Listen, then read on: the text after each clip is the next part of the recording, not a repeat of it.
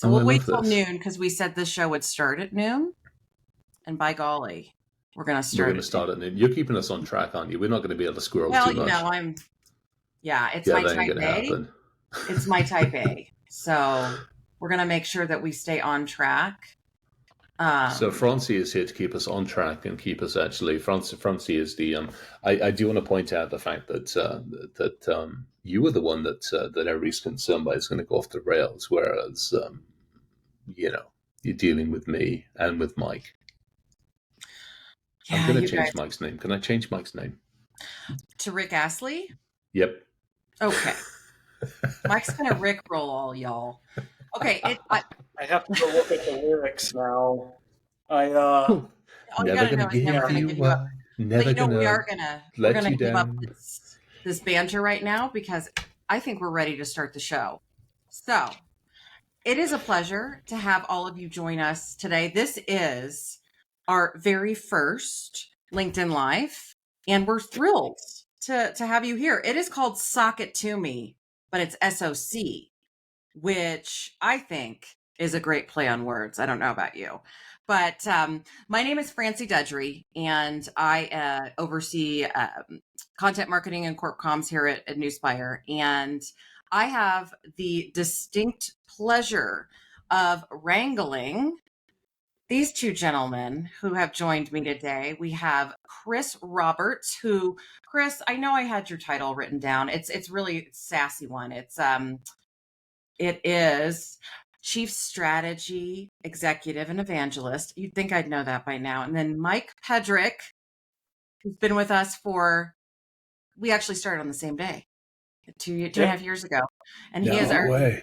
of cybersecurity consulting. And so what are we doing here? What even is this? Well, so Nuspire has a threat intelligence team that puts together a pretty incredible weekly threat brief. And we saw an opportunity to start digesting that and communicating it out to you all on what we're seeing. Let's share it out because sharing is caring, right?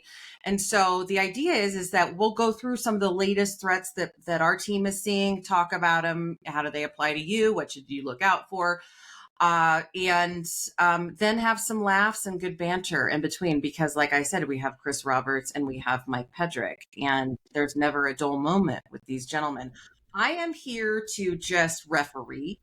I'm also, I would say, providing the perspective of the non-cybersecurity practitioner. So I'll probably raise my hand when the acronyms get a little overboard or they say stuff that I think makes absolutely zero sense. But that never happens. So let's introduce our hosts.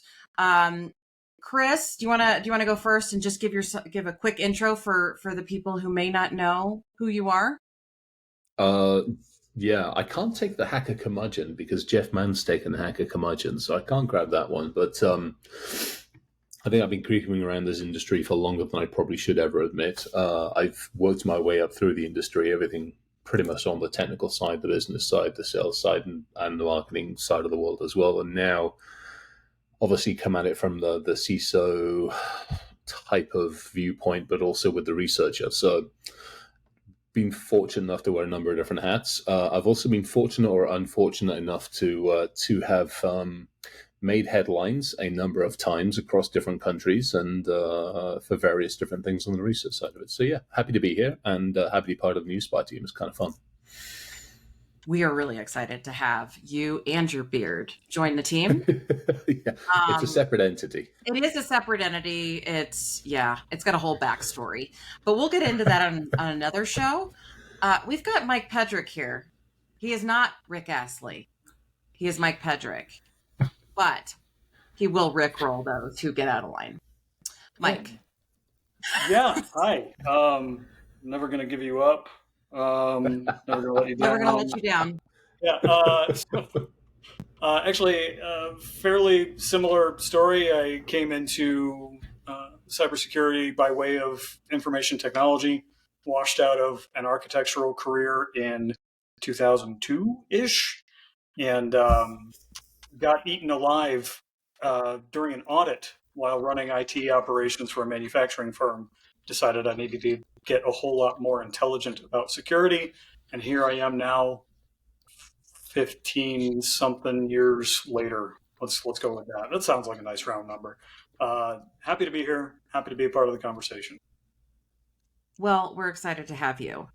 And I think it's time for us to dig into this. So, our weekly threat brief, we have a variety of different sections that we provide. And one of the first things we do is we talk about some of the top intelligence events that happened over the past week. So this is a bi-weekly show, I will say that. So, but we will look at the past couple that we've put out and talk about some of the key highlights there. And then, get into any questions that you all may have, because these guys are the experts, and I will just try to keep time as best I can because of that type A personality. So let's start. So guys, so the top intelligence events, we've got a few things. I don't know if you had a particular one you wanted to cover first, or do Mike, you want to hit that one? Because you came up with a couple of goodies when we were sitting behind the scenes on this one. You want to hit it? Well, actually, the one thing that was standing out to me was there was a couple of items, and actually it may not be the thing that we were talking about previously, but the thing that was standing out to me was multiple references to IPsec. And it was rattling around in my brain that I felt like, gosh, didn't we put that to bed a while ago? Didn't we decide that IPsec wasn't the jam anymore, long enough ago that this should just be informational and we don't need to worry about it? Chris, tell me if you agree. Is this a thing? It's another one of those reoccurring themes. It's something that we still haven't managed to get away. And this is going to be something that, unfortunately, we're going to keep coming up with. I mean, I remember having a conversation with somebody a couple of weeks ago about this one, SQL injection. And we were talking about that again. I'm like, why? 30 years, maybe more. IPsec's a similar thing. It's like, hang on, to your point, didn't we turn around a while ago and say, hey, move to something better? Move to something more effective, move to something more efficient. And yet we still see it, and it's coming up as a critical. I mean, it's a pretty nasty one this time around. Yeah. So which one are we referring to? There's a couple of components. There's an overflow vulnerability, so a heap overflow. So the whole logic on that one is the program's running. And for those, again, we'll break it down. The program's running, and I'm attacking the actual program. I'm not attacking like the high level, the network stuff. I'm actually attacking the code that's running itself. And if I can annoy the code enough in memory and actually on the processor, I can get it to run some executions I want it to run. So in other words, what somebody did is somebody said, hey, look, I've got the program running. They've taken over a certain amount of memory, and all I'm doing is I'm shoving additional commands in. And at some point, it gets confused enough that it's like, all right, I'm going to ignore this stuff and I'm going to run what you tell me because you're just annoying the hell out of me. And at that point, it runs what I want it to run, which means now I can bypass all the security controls and get it to do what I want it to do. And in this case, it's a malicious user. So it's back to this. You're sitting there doing the work that you're thinking you're doing, nice and secure. And I'm sitting there literally with my ear to a glass in the wall, listening to exactly what's going on, which is not a good thing to be. So it sounds like it's like having children. Yeah, pretty much. Yeah. They're constantly asking for stuff, and then you finally give in. Yeah. Except these are guys absolutely. That cause a lot of damage. That's just what I heard. I'm just, I'm trying to relate to the conversation a little bit more, and that's my brilliance that I'm going to bring to the table. If I can, anecdotally, just real quick, sorry for Anthony to jump in there. I'm teaching Security Plus and CISSP a lot recently, and I suppose I'm not surprised, but I am slightly disappointed by the number of folks that I have to explain things like buffer overflow attacks to at this point, right? Because a lot of folks don't understand memory addresses, the buffer itself. It's just not a part of a lot of folks' world right now. And so it is interesting to see that it's, Chris, to your point, this is still happening. This is still a thing, right? It's. I mean, years and years ago, that was the whole logic, because the problem is with security, we haven't done the best job over the years of talking to development teams going, hey, here's our perspective, love what you're building, can we work together? This goes back to the whole DevSecOps, which is nothing more than collaboration, or should be collaboration. Because an overflow basically means that somebody built a program, something got missed. And maybe it wasn't missed deliberately, not by accident. It's just from a hacking perspective, from an attackers and a research perspective, back to exactly what you were saying, Francie. If I keep knocking on the door, keep knocking, eventually you're just going to open the door and go, what? At which point I go rushing in and I can do what I want. Yep.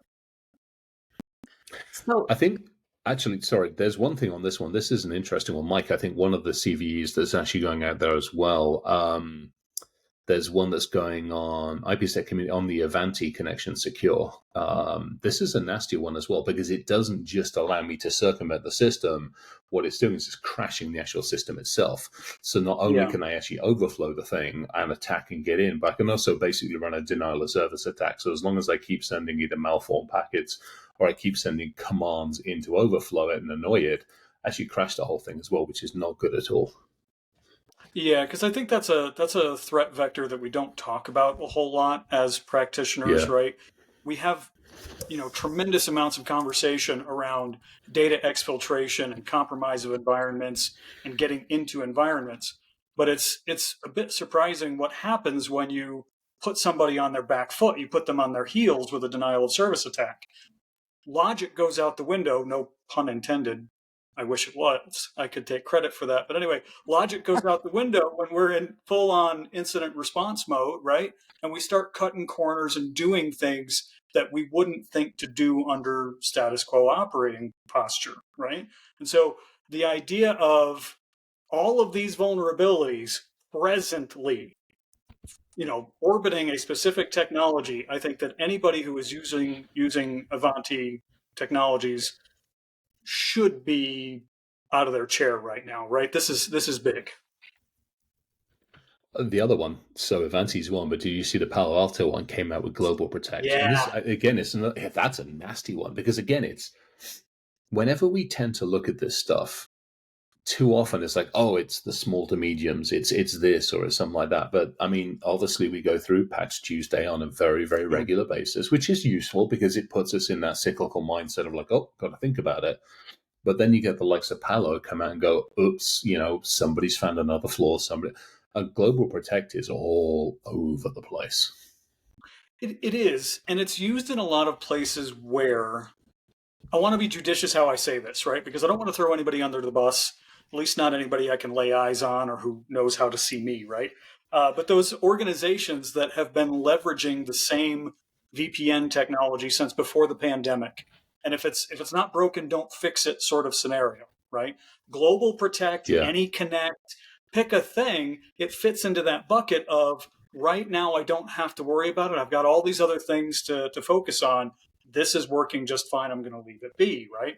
And so I would imagine that if people are not paying attention to these vulnerabilities for Global Protect, think too about the scale of patching this thing, especially with a decentralized workforce.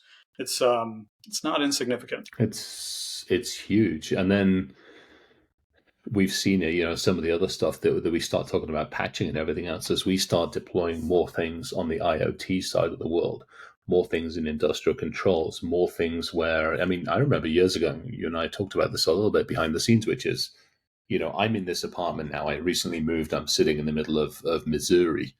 And 10, 15 years ago, I would have walked in here with maybe a couple of computers and some other stuff. Now I walk in with half a dozen computers, a couple of iPads, 3 different phones, a whole camera surveillance system. I've got an IoT net. The list of tech just keeps going like this, all of which is using standard libraries, third-party supply chain libraries, everybody else's libraries, shared libraries, and it's all running different code. And that's just my apartment, let alone everything else. It's like, how the heck do we more effectively how do we get a better handle on this?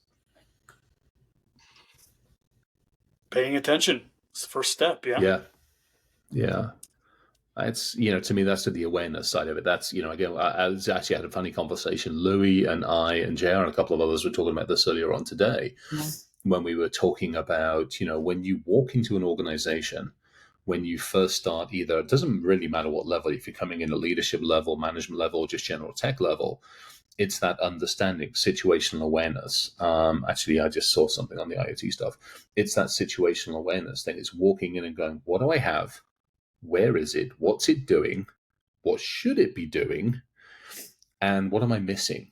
And until you, I froze or everybody froze. Oh, looks like we've got some. Well, if it froze, we apologize. We Yes. froze and we're back. Gosh dang it. Guys, this is the thing I'm most nervous about is the technology. And I was telling him, I'm like, I'm not worried Smart move. about the content because the content is gold from you guys. It's the technology. So please excuse any sort of freezing, dropping, but feel free to screenshot if we do freeze and then send us what we look like, especially if we look like idiots, because then we can use that as collateral against each other. But back to what we were talking about. So, Chris, you were talking about the visibility, or talking with Louis and JR. And for those who are unaware, Louis is our CEO, JR is our Chief Security Officer. They're brilliant individuals and always have great wisdom to share. But what were you saying around that, Chris? So we were talking about awareness, and actually, George Henderson said something. I'll give him a shout out on this one because we were talking about industrial IoT things and just all the technology that we have. And Louis, because Louis looking at it from a CEO's perspective, he's looking at it from a very business perspective. This has got nothing to do with really technology. It's all to do with probability and risk. So then you take a step back and you're like, okay, what do I have? And unfortunately, when we walk into organizations, IT says, hey, I've got 1,000 devices. Security goes like, well, hang on, we're monitoring 1,100. The network team say, well, that's 1,250. HR says, well, we've only given out 800. And you're like, one of y'all is right. The rest of y'all are wrong. In fact, you're probably all wrong because it's somewhere there. And so until you actually know what you have, not just traditional computer systems that we have in front of our desks, but everything else. I mean, taking over this apartment here, I walked in and as part of the lease, they have a system that allows me to remotely connect and unlock my door and turn the heating and temperature up and down and everything else. I haven't Mike's face says it all, because that was kind of my reaction when I walked in. I'm like, oh, so I wonder how many other people in the complex I can unlock. And using my skills, I have determined that I can unlock everybody's door in the apartment complex if I really felt like it, with nothing more than a piece of technology that you used to be able to buy on Amazon, but I don't think you can anymore. And so I understand the risks, Mike, a lot of us do, but if you're running a company, small, medium-sized company, and especially, again, if you've decentralized the team or you're running supply chains or anything else, the question becomes, how far down the rabbit hole do you have to understand the technology you're using? So, perfect example, we know that for this phone, all of the updates for this phone will come from the mothership, otherwise known as Apple. For this, we know that these will all come from the software provider that provides them. This is one of the Arlo cameras. But I have other tech here, which I get libraries from GitHub and various other places, all open source libraries. If I don't understand what's in those libraries, the tech that's in those libraries, and we just ran into this with Linux. This was last week before last, when somebody put their hand up and said, hey, there's a Linux library here doing things that it probably shouldn't do. And it's been doing it for a while, and y'all have been downloading it for a while, and nobody's noticed it. And it was pretty much the nicest way to put it. It was a back door. It's almost as if somebody left the back door open into the core Linux environment. So we don't even look at that much traditional stuff, let alone all the IT, IoT, industrial control systems that are out there. So you're referring to that XZ utils update, right? Yeah. The Palace intrigue around that whole scenario. The person who issued the update, are they a bad actor? Is it a nation state actor behind the scenes? Like, what does this start to look like? I want to share this with you anecdotally.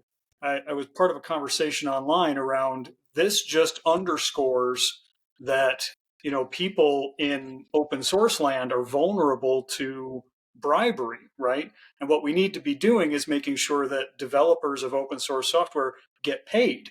And I was thinking to myself, that is exactly antithetical to the entirety of the open source thing, right?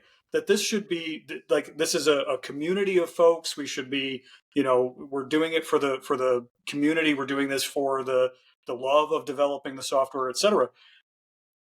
Where do you stand on that, right? If everybody has a price, and I'm going to put a flag in the ground and say everybody has a price, what should that be for open source developers? I mean, I know my price. I know exactly what my price is, and it would be the kids. And that is as simple as that. I mean, that's it. Yes, if somebody parked a Ferrari F40 out front and said, "Here you are for a while," that's a nice encouragement. But if somebody called up and said, "Hey, know where the kids are? They should be home at 4:30. Let's have a conversation about that." And that kind of leads into some of the other stuff that we're seeing on the threat report, which is the threat report that we do internally and that goes out to a lot of the clients isn't just, "Hey, here's the tech side of it." It comes into that threat intelligence. It comes into something that we've brought into a lot of companies, which is, "Hey, look, let's just talk about the organization, everything that you can't see that's outside of your four walls." But it isn't just that tech side of it. It's back to the human aspect of it. Because again, unfortunately, sometimes the easiest leverage point, and it's not a weak link or any of that kind of stuff, because I hate it when we blame people. But unfortunately, we can be leveraged because we're doing 100 different things. And if somebody just finds that one area that we're susceptible to, kids or something along those lines, or Milo in my case, somebody finds that, I'm going to be very, very focused on that pretty much at the exclusion of almost everything else. Sure. Yeah, no, I would agree. I want to double click on something if I can. When we blame users, that blame game is tragic. I completely agree with you that shouldn't be what we're doing, right? If you want a better user, build a better user. If you want a better client, build a better client. So, but also the attackers understand this. Taking even the Avanti stuff that we were talking about previously, right? Taking a firewall or taking technology head on requires understanding of the environment and a little bit of resource investment. Compromising a human being, not so much, not quite so much, right? We could even spray and pray and get our way into an environment that way. So I found a statistic. I want to put it here because we're tangentially related to this particular subject. But I saw that the average ransom paid as a result of ransomware in 2023 was $1.5 million. The average. Now, on its face, $1.5 million, especially factoring in inflation and whatnot anymore, doesn't seem like a ton of money, especially if it's paid by insurance providers less so than companies. But the number in 2022 was 800,000. So it was almost double in just 1 year, the average payout for ransomware. So it's this is a really, really big. This is a big deal, a big issue. I'm not sure how to get in front of it other than making sure that organizations have strong programs, strong incident response, good user awareness type stuff. Go ahead. No, I think this is, Mike, I mean, you just hit the nail on the head on this one. I'd argue we've got the ability. I would say all the technology, and I'm happy to debate this online now, I would argue that we have all of the technology now invented that we need to do a way better job than we're doing. I think it's how we've implemented it. I think it's the fact that we don't implement it fully. I think it's also the fact that we don't practice it. And this is something that you do a lot of stuff within the Nuspire, is the tabletop exercises. It's no different than when you go into the military. If you go into the military or go into the government, they don't, on day one, unless you're at war, they don't hand you a gun and live ammunition and say, "Have a good day." They start, I mean, they don't. I mean, some of them want to. Let's hope. Yeah. Depends on which corps. I mean, the Marines are amazing, and they do like their red crayons. And they might give them a box of crayons to begin with, but they won't give them live ammunition to begin with. It's one of those things where you start that. It's crawl, walk, run, dry fire, live fire. This is why we advocate for tabletops. This is why, Mike, I and a bunch of us are doing a Rocky Mountain InfoSec. We're doing a tabletop workshop. It's what we're talking about. It's why you run the bloody things, so that we actually practice. And then when something happens, we're not reaching for the yellow pages. We actually go, "Oh, I see an incident. Here's what I do. Here's how I do it." And off we go from there. Mm-hmm. Yeah, I think one of the bigger things that I like to tell clients and students and whatnot is that Oh man, this is going to be deep. Maybe we should unpack this in a Like, we different have like segment, 6 right? minutes left. I mean, we can go a Oh, little bit over. so it's been great. It's been fun. Okay, no. The biggest thing I think that we need to get across to organizations is that there's no perfect here, right? We're not going to get Yeah. to some point where it's set it and forget it and we are now 100% secure, right? That incident response piece, that having an answer for when the poop hits the fan, that's the jam. That's the answer, right? It's not if we just spend enough money on tooling, we just spend enough money on personnel, we just do this, we just do that. No, no, no. It's an acumen. It's a posture. It's a way of life. It is risk management, full stop. Perfect is the enemy of good. I love that. Mhm. It's such an awesome way of looking at it, because again, I mean, again, you and I walk into companies. I mean, we walk into a lot of our client sites and we sit down with them and we go, okay, let's have a conversation. Where are you versus where maybe we see you? And let's talk about the delta, and let's talk about how we actually close that delta. Because doing something is typically better than doing nothing, especially when it comes to exercises and understanding. And for crying out loud, did we forget about this thing called backups? Have we forgotten about those things? I mean, Right. ransomware. Oh no, I got ransomed. Recovery from backup. Bye bye. Have a nice day. Don't have to spend $1.5 million. Oh, but my backups were on the same flat network, just 2 boxes down in the rack. That way they were more easily accessed, right? Then I could just restore them like drag and drop. That's the easy way, right? You remember the old days when Iron Mountain used to come and knock on the door and go, yeah, we got tips. You want some more tips? And like, yep, thank you very much. What happened to those good? I mean, I know that tapes don't exactly hold quite the same level of density, but I mean, all of the cloud providers have completely separate cold storage, refer to whatever the heck they want to call it. It's the same stuff. Take a copy of the stuff that you think, and again, this is an important one. How many of you listening to this know where your data is? Not, I don't care about your assets. I don't care about your physical assets. How many of you know where your data is? How many of you even know what the critical data that you have is that would stop the company from functioning today? And how long would it take to get it back up and running? Big time. Yeah. Yeah. I ran into a situation fairly recently. I'm not going to say who with, obviously, but I ran into a situation recently when I got a message from one of the team who was like, "Hey, we need to do an update in production." I'm like, "Why?"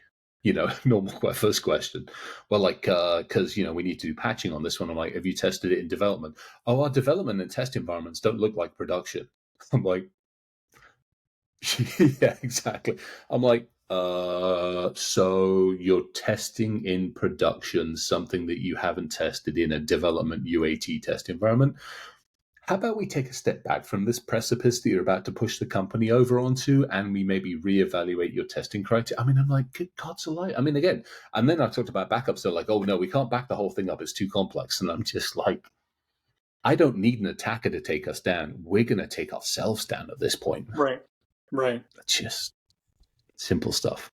Well, okay. So we're trying to keep this to 30 minutes. So are there I mean, I think we got through some stuff on the threat brief. Were there any things that you guys wanted to touch on? We can always do this next episode as well.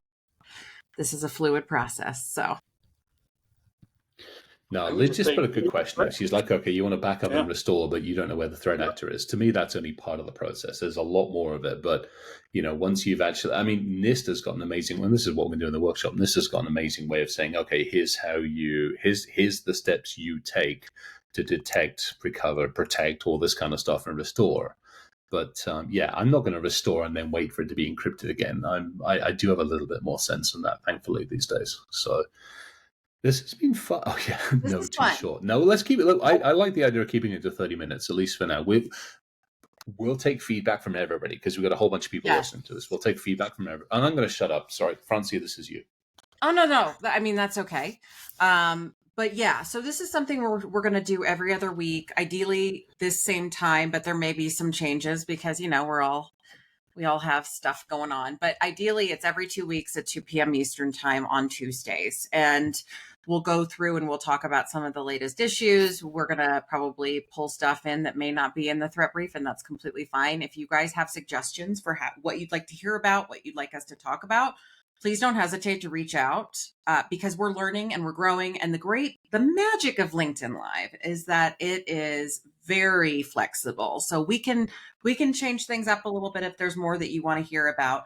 I do want to make one little plug. So we have a quarterly threat report that we put out. So what we've been talking about today is more of the weekly threat brief, but we have a quarterly one, and that one dives deep into what we're seeing across the environments we monitor and the trends, whether it's ransomware, dark web, marketplace listings. We've got some good stuff that we're going to be putting out. Our next one comes out April 30th, so in about 2 weeks. But you can sign up to get that if you want. And so I'm going to put that in the comments so you guys have the link. But that's something, it's our most popular thing that we put out there, and people love it. So I highly recommend you take a look. So I'm going to put that in the comments here, but we'll see you in 2 weeks. We will put up the next event in LinkedIn. We will put some information about it on our website as well. So we hope to see you next time, and please let us know what we can change, what you'd like to see. It helps us as we build this out. Any last words, gentlemen? Thank you to everybody who tuned in. I am graciously grateful, and yeah, I like the idea. Let's make this as good as we can for as many people as we can. So yeah, it's a pleasure to be able to do this. I'm really happy. Thank you to everybody behind the scenes as well who made this possible. Yes. 100%.